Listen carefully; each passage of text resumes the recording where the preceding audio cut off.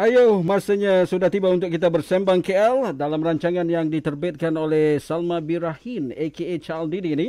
Di Konti KL FM, saya meraihkan kedatangan tetamu kita. Beliau yang saya maksudkan adalah penolong kanan penguasa bomba Tuan Muhammad bin Syahidan. Beliau merupakan pegawai di cawangan program kesedaran keselamatan awam, bahagian keselamatan kebakaran Jabatan Bomba dan Penyelamat Malaysia Kuala Lumpur. Selamat datang Tuan. Assalamualaikum. Waalaikumsalam warahmatullahi wabarakatuh. Terima kasih DJ Papare. Saya agak percaya dengan uniform bomba. Dulu saya minat nak jadi bomba tapi tak tercapai hasrat saya. Takut api. Takut api. InsyaAllah kita dilatih, insyaAllah. Betul-betul. Kedatangan Tuan untuk kita rungkai mengenai topik Sembang KL petang ini, kebakaran kenderaan, persiapan dan persediaan kita. Ramai yang nak tahu pendengar kita ni mengenai kereta terbakar. Biasa kau tengok dekat kereta terbakar tepi jalan tiba-tiba kan. Tapi sebelum kita ke topiknya, kami di KL FM ini mengucapkan selamat Hari Bomba. Dengar kabarnya minggu lepas sambut. Kita sambut memang bulan Mei lah setiap tahun, Hari Bomba. And then yang secara besar ni kita sambut minggu lepas di Pulau Pinang lah. Baik. Biasa kalau kita tengok ni kan, kereta ni ada dua punca terbakar. Sama ada dia terbakar tiba-tiba ataupun disebabkan oleh kemalangan. Boleh Tuan bagi tahu kepada para pendengar setia kita, bagaimana sebenarnya punca yang menyebabkan kereta itu terbakar? Silakan Tuan. Okey, alright. Terima kasih kepada DJ Papare. Terima kasih juga kepada KLFM. Okey. Kena menjemput Jabatan Bomba dan Malaysia pada petang ni untuk berkongsikan dengan para pendengar KLFM.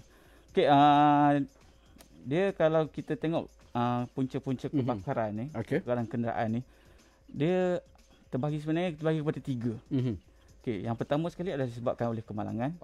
Yang kedua tu secara tiba-tiba, biasanya disebabkan oleh pendawaian elektrik ataupun ada kebocoran hos.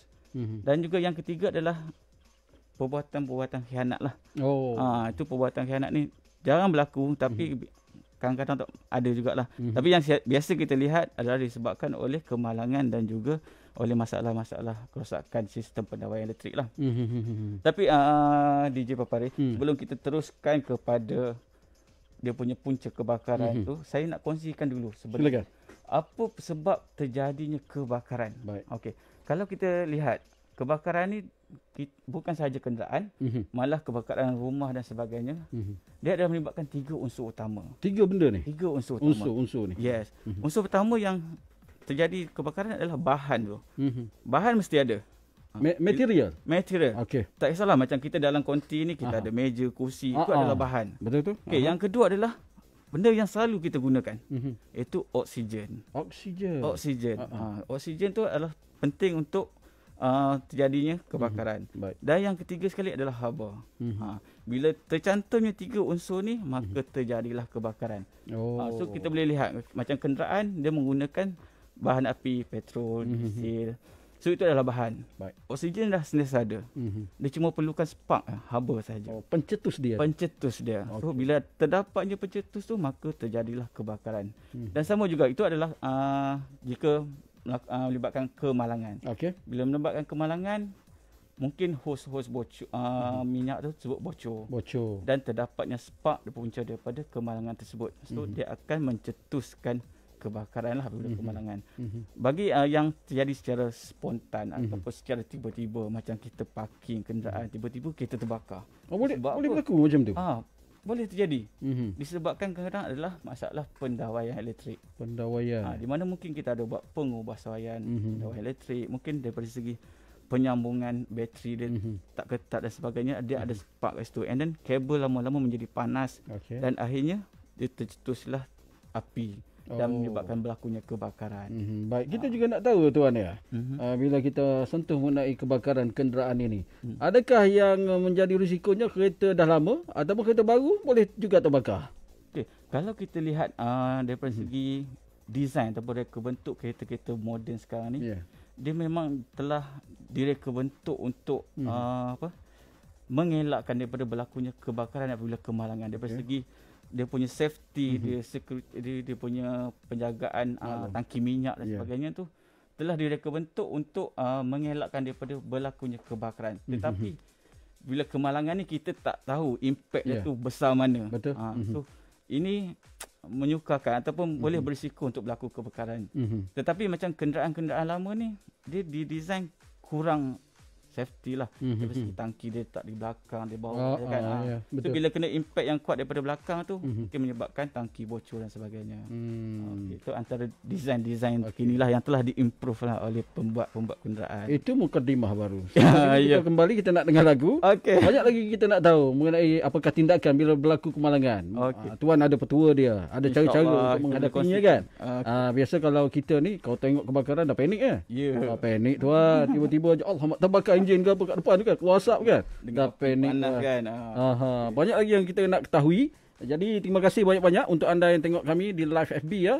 KLFM Rentak Interaktif Kota. Terus setia bersama dengan kami. Ini daripada Via Julia Penantian. Terus bersama Sembang KL. Sembang KL setiap Isnin hingga Kamis 2.30 minit petang hanya di KLFM Rentak Interaktif Kota. Baik, kita masih lagi bersembang KL bersama dengan tetamunya iaitu penolong kanan penguasa bomba Tuan Muhammad bin Syahidan, pegawai cawangan program kesedaran keselamatan awam, bahagian keselamatan kebakaran di Jabatan Bomba dan Penyelamat Malaysia Kuala Lumpur. Masih lagi kami berbicara ya mengenai kebakaran kenderaan, persiapan dan persediaan kita. Baik tuan, kita nak refresh balik. Ada pendengar kita yang bertanya, tak sempat tadi nak dengar tadi. Dia baru on saja KLFM ni. Yang boleh tiba-tiba tu bila parking kereta tiba-tiba terbakar, dan juga semasa kita bawa kereta tiba-tiba terbakar. Punca dia tuan. Punca dia. So punca kalau kita parking tu maknanya enjin dalam keadaan sejuk. So bukan disebabkan oleh haba daripada enjin. Mungkin kalau kita tengah drive tu dia ada kemungkinannya hose ataupun overheat. Okey, kalau kita parking tiba-tiba dia terbakar. Biasanya disebabkan oleh pendawaian elektrik. Okey, bila pendawaian elektrik ni kalau kita tengok, kalau kita mungkin kita ada buka YouTube dan sebagainya, ada bagaimana kesan daripada overload daripada current elektrik itu menyebabkan terjadinya api. Di mana kabel yang berada dalam kenderaan kita lama kelamaan dia menjadi panas, dan bila mencapai satu tahap nyalaan tertentu untuk bahan tersebut, dia akan berlakunya kebakaran. Dan itu dia akan menyambarlah wiring-wiring dalam kita punya enjin punya kompartmen kan. So apa yang boleh yang dia boleh sambar, dia akan sambar dan seterusnya akan jadi kebakaran yang besar lah. Itu kalau kita parking. Kalau parking. Kalau biasanya kita parking lah. Dan kalau biasa, kalau kereta enjin panas tu kan, tiba-tiba kena pula kereta lama tu kan. Dia kita coolant pun dah kurang, dah kering, air pun lupa nak ni ke apa kan. Dia boleh terbakar juga enjin. Boleh juga. Contohnya macam kalau kita bawa radiator kan, ada daripada segi kita tengok minyak enjin. Minyak enjin sendiri dia ada takat nyalaan tertentu. Sebab dia minyak macam minyak auto, coolant. So and then water heater coolernya kan. So bila overheat, bila kita bawa kereta dalam keadaan mungkin lebih daripada 5 jam dan sebagainya, lama kelamaan dia menjadi panas. Bila menjadi panas tu, tahap suhu yang tertentu boleh menyebabkan berlakunya kebakaran. Maknanya minyak-minyak yang ada, kadang-kadang tu enjin kita pun kotor dengan minyak, tombokan minyak, debu-debu dan sebagainya melekat kan. So boleh menjadi punca dia terbakar. So kita kalau bawa kenderaan overheat, kita tengok temperature naik tu, berhentilah kenderaan kita. Bagilah dia sejuk dulu. Jangan kita teruskan. Bukan kalau tak terbakar pun mungkin akan efek kepada enjin kita sendiri. So kita bila overheat, bawa parking, relax, cool down dia dulu. Kena cool dulu kan. Macam manusia juga kalau dah tengah marah-marah ke apa. Cool down man. Cool down bro. Baik, kita biasa tengok dalam laporan akhbar kan, ada kejadian dekat tak kira lah di komuniti rumah flat ke ataupun rumah yang banyak-banyak, kejadian membakar kenderaan macam motosikal, lepas tu kenderaan kereta. Bagaimanakah punca ini boleh berlaku? Ini angkara sabotaj ini. Sabotaj. Respon tuan macam mana? Sabotaj ataupun khianat ni lah. Biasanya dia adalah disebabkan oleh masalah individu. Mungkin antara individu A, pemilik bangunan, pemilik kenderaan, dengan individu B, mana yang pelaku lah. So bila mungkin yelah perasaan kita mungkin marah dan sebagainya, and then bila kita marah ni kadang kita dah tak boleh nak fikir dah kan, yang mana baik yang mana buruk kan. So bila yang ni yang terjadi, dia membakar kenderaan. Dia hanya marah si pemilik kenderaan A ni, tetapi impact dia bila dia bakar tu kenderaan, bila kita parking contohnya di kawasan PPR, rumah flat dan sebagainya, dia akan menyambar kenderaan-kenderaan sebelah. Oh. Ini amat merugikan. Tapi pihak bomba kita akan buat siasatan dulu.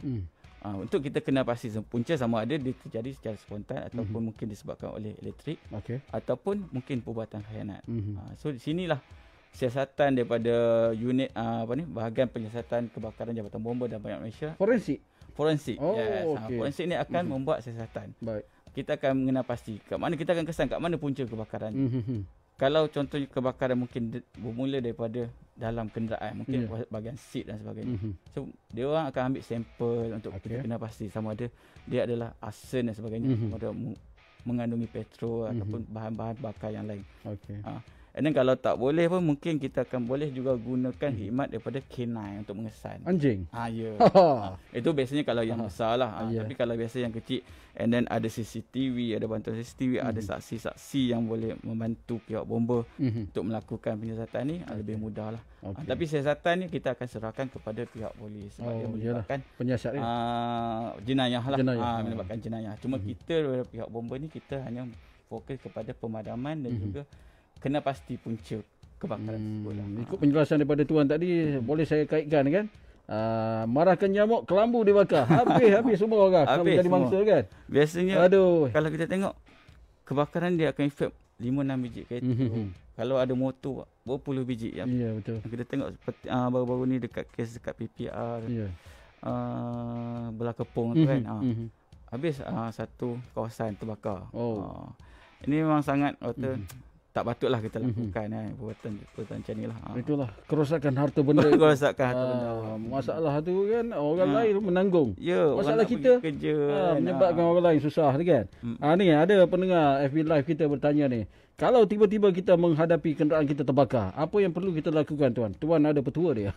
Okey. Kalau tiba-tiba terbakar, makna kita tengah memandu lah.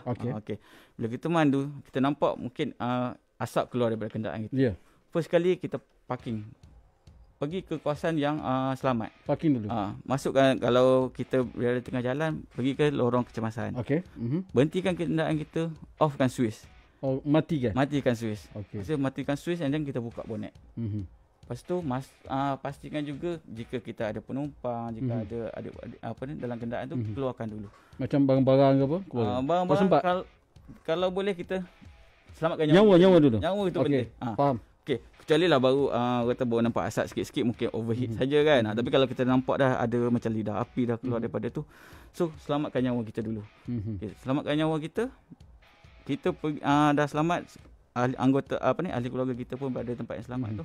Kalau kita ada alat pemadam api, kita gunakan. Kita gunakan, jangan buka bonet lagi. Bonet enjin tu kan. Kita just sembuh di kawasan grill dia yang boleh nampak kepada pembukaan enjin. Kita sembuh bagi pemadam sebab kita nak kurangkan oksigen tu masuk. Sebab kalau kita buka nanti oksigen akan banyak kat situ kan. So mungkin api tu akan jadi lebih besar. So bila dalam kompartmen yang kecil tu mudah untuk kita buat pemadaman. Sebab lagi pun dalam kenderaan kita biasanya 1 kilo alat pemadam api, 1 kilo ataupun 3 kilo aja. Saya dimaklumkan tuan ada bawa. Saya ada bawa. Pendengar ni yang tengok FB Live nak tengok ni tuan. Boleh tengok. Sampel dia. Ini dia. Okey, ni alat pemadam api 3 kilo. 3 kilo ni sebenarnya 3 besar jugalah. Biasanya dalam kenderaan awam ni dalam 1 kilo. Kalau nak letak dia dekat bonet ni, boot. Kita boleh letak dalam boot. Yang penting alat pemadam api yang kalau kita nak beli ke apa, Sirim kena ada. Sebab ni sesuai untuk kita punya cuaca Malaysia lah. Kadang-kadang tu kalau kita beli yang daripada luar negara, mungkin dia tak sesuai dengan keadaan cuaca kita. Bila kita letak dalam kenderaan, mungkin berisiko lain lah. So dia dari segi ketahanan dia, insyaAllah tahan kita punya suhu dan sebagainya. Tapi nak kena belajar agak cara nak ni kan, buka dia. Ini tiba-tiba cara nak guna pun kena tahu. Nak buang klip dia apa semua kan. Betul. Cara dia mudah sebenarnya. Kalau kita tengok sini pun dah ada tunjuk sampel dia. Bagaimana kita nak gunakan. 4 step je.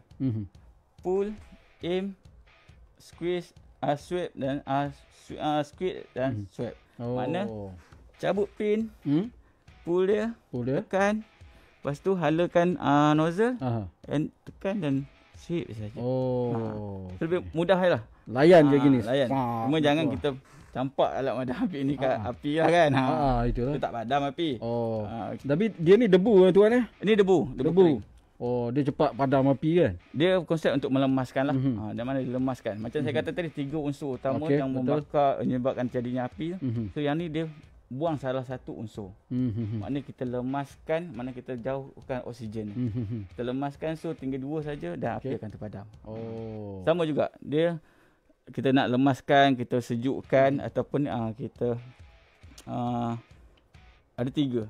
Lemas, sejuk dan juga satu Allah Akbar. Ingat, tapi konsep dia sama je. Kita buang salah satu, buang bahan dia, buang oksigen ataupun buang suhu dia. Faham. Tapi lepas tu kita dengan penumpang ke apa jauhkan daripada kenderaan tu kan? Yes. Kena pula kalau kereta tengah terbakar, tak ada pula fire extinguisher ni kan? Keluar. Tak ada, kita keluar selamatkan diri kita. Oh. Yang penting kita telefon bomba, insurans lah akan ambil alih untuk kita punya ni. Tapi kalau kita tahu sebenarnya kenderaan-kenderaan besar seperti lori, kontena dan sebagainya, biasanya dia orang ada alat ada. Memang bas persiaran dan sebagainya, kita boleh minta bantuan. Itu pun kalau dia orang berhenti lah. InsyaAllah dia orang, abang-abang lori kita ni baik. Dan dia orang akan berhenti. Suka menolong. Suka menolong, itu ya. So dia akan tolong kita untuk padam. Adakah pihak bomba akan mewajibkan untuk kereta pengangkutan, bukan ni kereta biasa? Kereta biasa. Kereta untuk ni lah rakyat biasa. So untuk pihak bomba sebenarnya kita tak mewajibkan. Kita sebab pihak bomba ni more kepada premis bangunan lah. Dalam bangunan premis perniagaan sebenarnya kita wajibkan berdasarkan kita punya akta. Tapi untuk pemilik kenderaan dia tak masuk daripada akta kita. So kalau macam kenderaan-kenderaan seperti lori, bas dan sebagainya tu dia di bawah SPAD. Yang kalau saya ingat saya macam lori-lori yang bawa minyak sebagainya tu memang diwajibkan ada alat pemadam api. Dia under SPAD lah. Dia tidak melalui pihak bomba lah. Ni tuan ada nasihat kepada ada juga ni lah pemandu ataupun pemilik kenderaan ni suka nak modify kereta. Kena pula buat wiring. Biasalah nak lenjan ni kan sedap sikit kan. Ada nasihat daripada tuan, silakan. Okey, bagi untuk wiring tu sebenarnya boleh, tapi kita kena pasti yang buat individu dia. Dia punya wireman itu mestilah kompeten dalam melaksanakan penyambungan kabel elektrik. Sebab kalau kita tengok kabel elektrik ni kadang-kadang tu kenderaan ni dia bergerak, mungkin takut bergeser dan sebagainya, menyebabkan wire tersebut terputus dan sebagainya lah. So ini kita kena pastikan yang buat wiring tersebut adalah yang kompeten, yang tahu dia punya asas untuk wiring tersebut, kuasa berapa kuasa yang diperlukan dan sebagainya, berapa jenis kabel yang diperlukan. Dari segi penyambungan itu perlu memang ketat dan sebagainya lah. Biasa. Tapi kalau tak perlu, just pakai standard je. Sound pun sedap kan. Kereta-kereta zaman sekarang ni pun okey, cuma bila terlampau mungkin kita terlampau fanatik, terlampau suka sangat dengan biasa tengok filem ni Fast and Furious kan ada cara untuk nak lajukan kereta pakai notch ke apa? Bukan. Kita boleh sparkkan kebakaran ke? Yang tu saya tak pasti, tapi kalau ikutkan daripada segi dia mempercepatkan pembakaran. So bila percepatkan pembakaran tu haba dia menjadi lebih tinggi lah. And then kandungan dia menggunakan tangki kan. Itu bila berlaku kemalangan tu mungkin berisiko untuk berlaku letupan. Sama juga macam kenderaan yang menggunakan gas kan.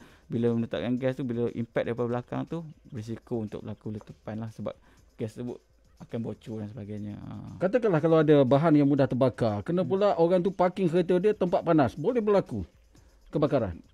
Daripada segi bahan mudah terbakar tu kita tengok macam minyak yang letak dalam tong dan sebagainya tu, itu mungkin berbahaya. Tapi kalau silinder yang telah mempunyai kerusan dan sebagainya tu telah disediakan bentuk untuk tahan kepanasan tu, tidak menjadi menjadi satu risiko lah. Yang penting dia ada kerusan lah daripada pihak-pihak yang berwajib. Bagi pihak tuan sendiri untuk mendidik masyarakat ini, ada buat bengkel ke, boleh datang ke balai bomba yang berhampiran ke, dekat dengan masyarakat bomba ni, mendidik ada buat aktiviti macam tu? Bomba dengan masyarakat memang kita, kalau kita punya slogan pun cepat dan mesra. Cepat dan mesra maknanya kita nak masyarakat dekat dengan kita. Tapi untuk kenderaan tu kita kurang, tapi more kepada bangunan. Daripada segi tata cara penggunaan alat pemadam api, tata cara kalau nak lajang menggunakan hose, hose reel, teknik pemadaman di peringkat awal, kita ada laksanakan. Just masyarakat boleh datang kepada kita, mohon untuk lakukan kursus ataupun mungkin melakukan seminar atau taklimat ringkas. Dekat kawasan komuniti mereka ke apa kan? Boleh jemput. Wakil kan? Boleh jemput kepada balai-balai terdekat tu, dia boleh minta jemputan lah, jemputan kepada balai-balai yang terdekat, hadir ke kawasan komuniti untuk lakukan sama ada latihan, demonstrasi ataupun taklimat berkenaan dengan keselamatan kebakaran di rumah ataupun di tempat kerja. Okey, menarik itu tuan. Baik, kita dah ke kemuncak untuk Sembang KL ini. Kita bagi kepada tuan lah untuk ada nak buat ucapan ke dekat ni lah rakan-rakan sepejabat dekat Balai Bomba. Tuan dari mana? Ibu pejabat dia? Ibu pejabat Jalan Maharajalela. Maharajalela. Yeah. Silakan kita bagi peluang kat sini. Okey. Terima kasih kepada DJ Papare. Terima kasih juga kepada pendengar-pendengar KLFM yang mendengar celoteh kepada petang ini kan. So bukan celoteh biasa tapi celoteh benda penting, serius kepada semualah. Ya. Okay, kita harap tuan-tuan sama ada sedang memandu ataupun berada di rumah, kalau boleh adakan alat pemadam api di kenderaan dan juga di rumah. So benda ni penting untuk pemadaman di peringkat awal. Okay. Jika ada apa-apa keperluan berkenaan dengan kebombaan, tahu info-info yang lebih, boleh rujuk kepada balai-balai terdekat. Kita insya-Allah akan memberi segala apa yang kita ada untuk kita mendidik masyarakat, untuk kita mengelak daripada berlakunya kebakaran di tingkat awal. Makna kita kalau boleh nak mencegah dahulu. Kita nak memastikan masyarakat kita alert. Bila berlakunya kejadian kebakaran, tak kira kebakaran kenderaan ataupun kebakaran rumah, dia tahu cara nak buat pemadaman. Kalau tak boleh buat pemadaman, kita tahu cara untuk kita menyelamatkan nyawa kita dan juga harta benda kita. InsyaAllah itu. Mencegah itu langkah terbaik ya dalam apa jua situasi yang kita hadapi. Baik, saya mewakili penerbit Salma Birahin aka Charles Didi ucapkan terima kasih kepada tetamu kita, dah panjang lebar dan juga terperinci penjelasan daripada beliau. Penolong kanan penguasa bomba Tuan Muhammad bin Syahidan, pegawai cawangan program kesedaran keselamatan awam di bahagian keselamatan kebakaran Jabatan Bomba dan Penyelamat Malaysia Kuala Lumpur. Baik tuan, semoga tuan dan juga anggota-anggota tuan sukses dalam lapangan berkhidmat untuk masyarakat dan juga negara. Selamat Hari Bomba daripada kami di KLFM. Terima kasih. InsyaAllah panjang umur kita jumpa lagi. InsyaAllah. Terima kasih atas jemputan kepada baik. Terima kasih kepada anda yang masih lagi layan di Kota KL menerusi Sembang KL ini, dan kita doakan yang terbaik daripada anda dan juga semua sekali lah bersama-sama kita memberikan yang terbaik untuk kehidupan kita. Ini daripada Bruno Mars dan juga Anderson .Paak dengan Silk Sonic, Leave the Door Open. Terus setia bersama Nadi Kota KL.